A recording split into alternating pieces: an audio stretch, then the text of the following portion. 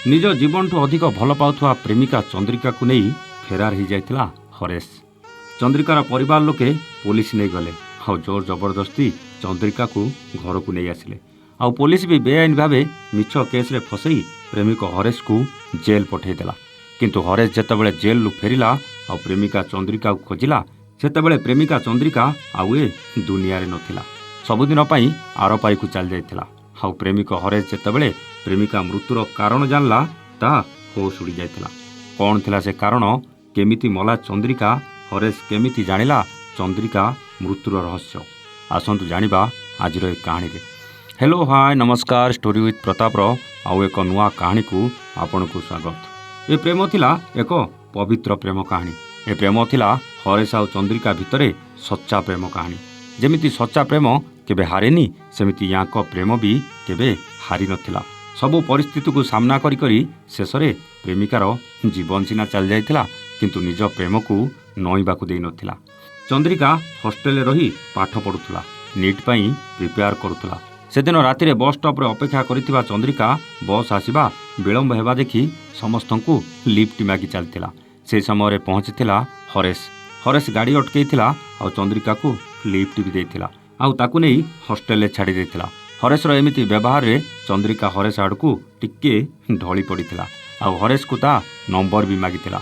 किछि दिनर कथाबार्ता भितरे चंद्रिका हरेश को एक तरफा प्रेम करबाकू लागिला, हेले से हरेश को साहस करी निज प्रेमटा निवेदन करि पार नथुला। नीट पई प्रिपेयर होउतबा चंद्रिका दिने साहस करी हरेश को प्रेम निवेदन कर देइथिला। हरेश भी चंद्रिका को मने मने भल पाउथुला, हेले कहि पार नथुला। सेदिन हरेश चंद्रिका को ता जीवन में घटिथिबा सबु सत कथा कहि देइथिला। हरेश आगरू बाहा हेतिला। हरेश रो स्त्री ताठू डिवोर्स नहीं आउ कहा सहित रहउची आउ हरेश निज छोट पुओ सह साथी रे रहउची। एकथा चंद्रिका जानिबा परे हरेश प्रति तार भल पाइबाटा द्विगुणित हो जाइथिला। बास आरंभ हो जाइथिला उभयंकर प्रेम। प्रेम गभीर हैला आउ तापरे जा हुए आपण माने तो जानिछंती। किंतु यारी भितरे चंद्रिका नीट पाइगला आउ भल जॉब भी मिलगला। जेतेबेले चंद्रिका चाकरी करबा आरंभ कला तांको परिवार लोके चंद्रिकार बाहागर पई प्रस्ताव देखिबा आरंभ कर देथिले। किंतु चंद्रिका ता प्रेमिक हरेश विषय तांको घर लोकन को सबु कथा कहितिला, हेले चंद्रिकार परिवार लोके सबु कथा जानिबा परे हरेश सहित बाहागर करबाकू सीधा सीधा मना कर देथिले।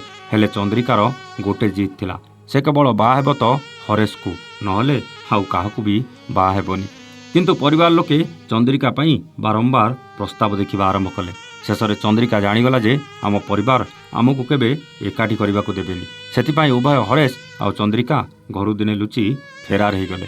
एकथा जानिबा परे चंद्रिकार परिवार लोके थाना रे एतला देले आउ चंद्रिकार मोबाइल ट्रैक करी चंद्रिका आउ हरेश थिबा सेही होटल ले पुलिस जाई पहुंची जाइतिला। चंद्रिकार तांको परिवार लोके जोर जबरदस्ती हरेश पाखरु अलगा करी घर को नहीं जाइतिले। सेपटे पुलिस भी हरेश विरुद्ध रे मिछ केस करी ताकू जेल भीतर को पठाई देतिला। किछि दिन परे जेतेबेले हरेश जेल भितरु बाहरिला आ चंद्रिका को खोजिला सेतेबेले को चंद्रिका ए दुनिया छाड़ी सारितिला। एकथा सुनी हरेश कष्ट आ जंत्रणा रे छटपट हेबाकू लागिला, मृत्युर कारण खोजिबाकू लागिला। हेले जेतेबेले हरेश निज मोबाइल ऑन करितिला सेतेबेले चंद्रिकार दुईटा मेसेज ताकू आश्चर्य कर देतिला। ये सही मेसेज थिला जो मेसेज चंद्रिका मरिबा पूर्वरु हरेश को पठाइतिला। हरेश मो परिवार लोके मते मारी देबे, प्लीज मते बंचेई दियो। हरेश एई मेसेज को नहीं थाना को जाइतिला आउ थाना रे अभियोग परे पुलिस तदंत करिबा आरंभ कर देतिला।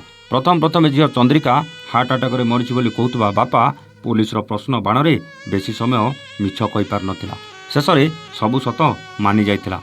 चंद्रिकार गोटे जीत थिला हरेश को बाहा हेबो, जा आमको जमा पसंद नथिला। सेतिपाई हरेश को जेल पठेलु तथापि से आम कथारे राजी हेलानी। सबु बाहाघर प्रस्ताव भांगिला। शेषरे ता तंटी जीपी मु ता जीवन नहीं कली। चंद्रिकार बापाठू एक कथा शुणला परे हरेश स्तब्ध हो जाइतिला आउ से चंद्रिका स्मृति रे आज भी निज जीवनटा काटी चलतिला। आज हरेश पाखरे चंद्रिका सिना नथिला, हेले ता सहित बितेइथिबा से स्मृति को नहीं सारा जीवन काटिबाकू निष्पत्ति नहीं आगको बढ़ी चलतिला। एई तो सच्चा प्रेम। भांगीगला पछे नईलानी। चंद्रिका जदि चाहिता हरेश जेल गला परे से परिवार कथारे आउ काहाकू बाहाई पारता, किंतु से केवल हरेश को मन देइथिला। ता छड़ा से आउ काहाकू निजर करबा अपेक्षा मरी जिबाटा उचित मने कला। चिंता कले से बापा कथा ଯେ ନିଜ ହାତରେ ନିଜ ଝିଅର ତଣ୍ଟି ଚିପି ଛଟପଟ କରି ମାରି ଦେଇଥିଲା। ସତ କହିବା ଆଜ୍ଞା, ଚନ୍ଦ୍ରିକାର ବାପା କ'ଣ ଠିକ୍ କରିଥିଲା? ଯଦି ନା, ତେବେ ତାକୁ କେମିତି ଦଣ୍ଡ ମିଳିବା ଦରକାର କମେଣ୍ଟ କରି ନିଶ୍ଚିତ ଜଣାଇବେ। 22 ଅକ୍ଟୋବର ସବୁଦିନ ରାତି 9ଟାରେ ଆମେ ଆସୁଛୁ ବଣ୍ଟି ବବଲିଙ୍କ ରଙ୍ଗ ନମ୍ବର ପ୍ରେମ କାହାଣୀ ସହିତ, କେବଳ ଷ୍ଟୋରି ୱିଥ୍ ପ୍ରତାପରେ। ଦେଖିବାକୁ ଜମାରୁ ଭୁଲିବେନି। ରହୁଛୁ, ନମସ୍ତେ, ଜୟ ଜଗନ୍ନାଥ।